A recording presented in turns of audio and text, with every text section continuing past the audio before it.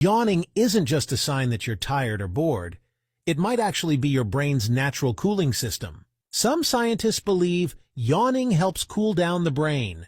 When you yawn, you take in a big gulp of air, and that rush of cooler oxygen helps lower the temperature in your head.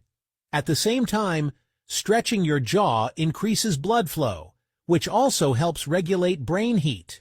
Think of it like your brain hitting the refresh button, keeping you alert, focused, and ready to go. So next time you catch yourself yawning, it might not mean you're bored. Your brain could just be trying to chill out, literally. Do you yawn when you see someone else do it? Comment below and follow for more fun facts.